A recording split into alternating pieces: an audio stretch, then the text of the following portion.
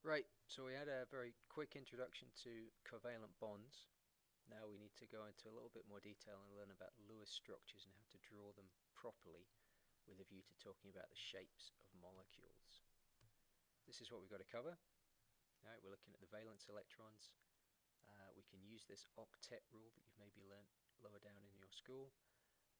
We might not always see that octet rule followed, and we're going to introduce this idea of resonance and talk about VSEPR theory and touch on this idea of giant covalent networks as well. So it's quite a lot to cover.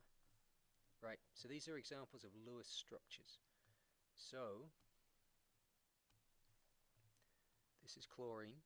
We just draw the outer shell electrons in chlorine. There's 7 in each. They're going to share one each to complete their octets. We've got a single bond between the CLs. Ammonia, this is NH3. Nitrogen's in group 5. It's got 5 outer electrons. You can see they're marked as dots. Each H has got 1 electron to share. Hydrogen fills its first energy level with 2. Nitrogen's managed to fill its energy level with 8. This is ethine. So there's a triple bond in there. And carbon being in group 4, 1, 2, 3, 4 each has to share. Hydrogen's got 1 to bring in. And we end up with this situation so that the carbon completes its octet. And here we've got something a little bit unusual. We've managed to stick to our octet rule, but you'll notice that this looks a bit different to the other bonds, in that here we've got 1 electron coming from both elements. They're each sharing 1. Here it's the same strength as the other ones. It's an ordinary covalent bond, but both electrons have come from the oxygen, and we call this type of bond a dative covalent bond. We've got down here some examples for which this aiming for 8 in the outer shell isn't going to work for us. If we look at beryllium chloride, beryllium is in group 2. It's got 2 electrons. The chlorine, there we go, it's got 7. So we're nowhere near completing our octet, but that's how BeCl2 looks. And the same for BF3. It's B, boron's got 3 outer electrons, like that. Each F can share 1 to complete its outer shell.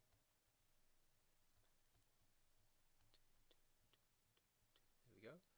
And it's only got 6 around it, but it's a stable substance. So our octet rule isn't hard and fast. You can try drawing out sulfur trioxide and see what happens with that. Right, so drawing that, we were using dots and crosses in the last diagram. You can also represent that pair of electrons as a line. So you can see here there's 2 shared pairs there, there's 2 lines. We've got a lone pair of electrons here, that's a line there. So both ways are acceptable, both are fine. This is maybe a little bit neater, but this is maybe easier for you to start off when you're following stuff. If we're dealing with an ion, if we see that something has a negative charge, then it means that it's got an extra electron. And so you can see here, if we were drawing OH, it's OH minus the ion, we've added in an extra electron. So the oxygen had 6, there are those. The hydrogen had 1 to bring in their outer shells. But with our negative charge, maybe from a sodium or something like that, that's given up its electron, we're able to take that and make a negative ion. Likewise here, carbonate, if you think back to your compound ions, carbonate with CO3 2-, it's got 2 extra electrons, there they are, and we're able to adhere to our octet rule as we draw. So always aiming for an 8 if we can. Now, these electron domains, and I must be very careful to use that term, not the one I used to, these electron domains, these groups of electrons, will spread themselves out as far apart in space as possible to minimize their repulsion. So if we've got our beryllium chloride example, we've got 2 electron domains, they repel such that they are 180 degrees apart, and we describe that shape as linear. If we've got 3 electron domains, just like the SO3 that you hopefully successfully drew with 3 double bonds in it, then they spread themselves out trigonal planar, flat, triangular shape, and the bond angles, that's 120 degrees. If we've got 4, they go to this tetrahedral shape, so something like methane or ammonium, and the bond angle within there is 109.5. And I'm bringing in, if you look at these bonds here, they maybe look a bit funny. I'm trying to show that they're three-dimensional. So a wedge like this means that it's coming out of the page, and a dash like that means it's going into the page, to give an idea of 3 dimension for the tetrahedral shape.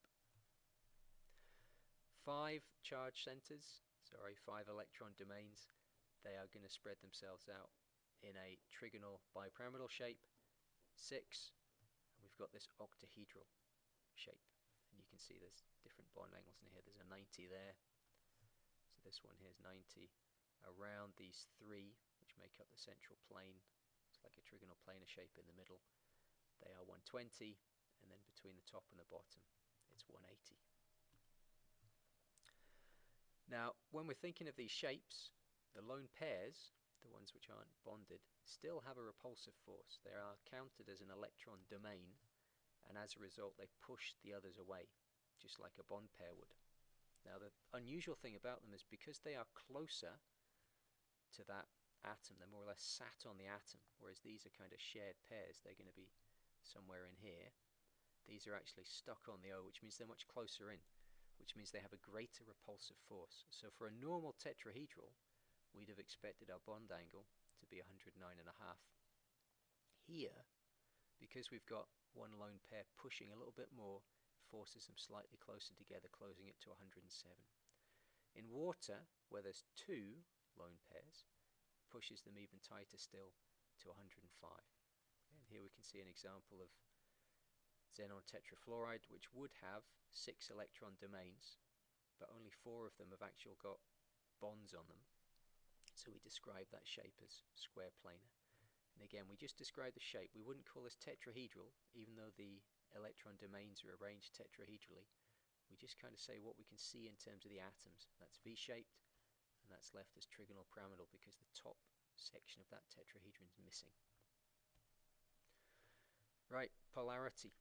So if we look in our tables in our data booklet and we find that there is a difference in electronegativity, right, how easily something pulls in a bond. So electronegativity is the strength by which an atom, an attraction has for the shared pair of electrons. And if there's a big difference, then the electrons end up closer to one end of the molecule than the other, or one end of the bond, I should say.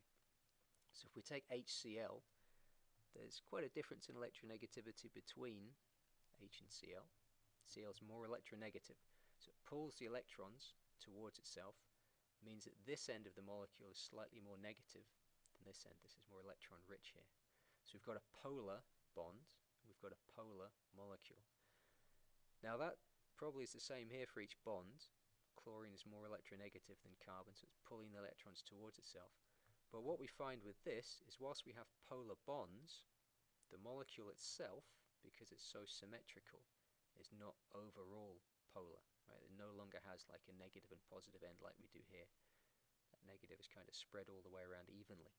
So it's not a polar molecule. So you can have polar bonds without having a polar molecule. Right, resonance, shifting around of these double bonds, usually through some overlapping p orbitals.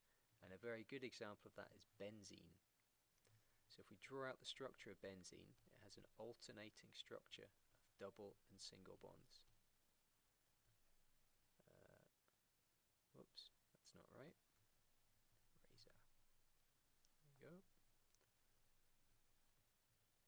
Like that. With H's also on here. So each of them still making 4 bonds. Now, these bonds could just as easily be in the next positions. And that would give you an alternative structure of similar energy. We describe that as resonance, where those double bonds have moved to a new position. And other examples of resonance would be the ethanoate ion. So as well as the double bond being up there, and the negative charge there, we could have the double bond there and the negative charge up there. They're pretty much indistinguishable, right? But the double bond has moved because of these overlapping p orbitals. It's moved through that system so that it's now over here. Other examples, nitrogen dioxide, the NO2 minus ion. Again, we could have the double bond there, or we could have the double bond going the other way on this side.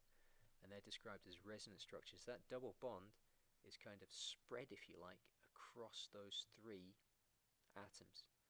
So it's not the case that we've got one bond that's double, one bond that's single. We've kind of got two bonds that are in between. And if we talk about something called bond order, well, the bond order of a double bond is 2. The bond order of a single bond is 1. The bond order here, because it's in between, is 1.5, and here it's 1.5. So in terms of their lengths, they're going to be in between the single and double bond. And in terms of their strengths, they're going to be in between the single and double bond. And they're identical because it can flip between these two instantaneously. We also have to talk about giant structures of carbon.